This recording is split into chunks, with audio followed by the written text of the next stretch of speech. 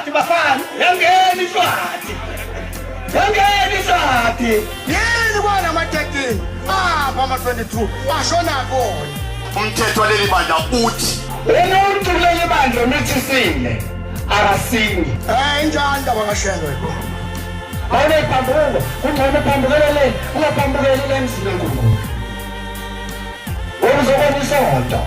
Bathatha inkani, ayingeni inkani ebandleni lonyaka. Bayeke wena amaphikankana ufele enkanini. benzobe ukuthi kabazi abantu bayiphethe bakhulu bonke abantu.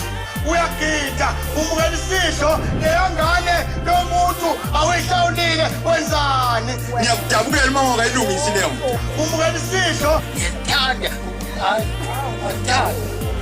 Hey, uzobona ungasindi la noma uphuma ungasindi. Anti indaba kuwe. Ngiyakudabukela. Inkinga yalendaba. Isula ngozini. Ilimaza abaningi abayithandayo. Namshelbe. Ilabandleni bakhona ama-13. Aphi ama-22 ashone khona. Umuntu kuleli bandla mithisiwe akasingi. Kusho bani? Kusho bani? Shembe washo njalo. Washo njalo, angamsanga abantu abesho njalo. Bathatha inkani, ayingeni inkani ebandleni lonyaka. Uyazi ukuthi nabaphuza utshwala konomunye owathi kwakuholwe impentsheni laphana kanti bahlezi bawu-5 kuneNazaretha phakathi kwabo balibamba-ke ibhodlela le-whisky balithela lo washaya waphinda wathela lo washaya wanika lo oweNazaretha ubuka mina ngiyesa sengiyababuka wayesethi uyamnika lo wayesemkunhuza lona ngamahlobo ngabuka phansi waphinda wambelesela lona uyamnika awamkunhuza lona ngamahlombe hayi ngabona ukuthi ayidonakala lapha umuntu obheke egwayini nophuza utshwala angena emgidini. Badla zonke izinto bazobuya lapho bezosingcolisa futhi thina silindile. Bangene phakathi kwethu nawo wonke lento bebeyenza le nakho konke lokho bebebuwe bebekunyathela nalokho bebekuphatha thina la silindele uNkulunkulu. Bathatha inkani, ayingeni inkani ebandleni lonyaka. Namhlanje bazositshela into esingayiswa yabavangeli asabe umuntu thina. Chabo, asabishona. Umuntu obheke egwayini nophuza utshwala angena emgidini. Musa kusidalela inkinga. Ngiyakuncenga mina ngegama lonyaka. Masidalela inkinga. Bathi ngcono uthi uhlale ekhaya. Kunokuzobona umsebenzi kaNkulunkulu. Inondo lethethawuzeyilo.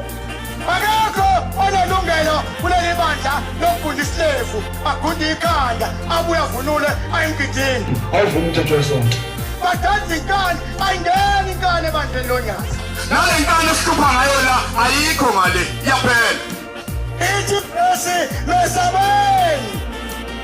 Ujava zizukulwane ngezizukulwane. Uma-ke wena ungamsabi ungezi. Hlale ekhaya.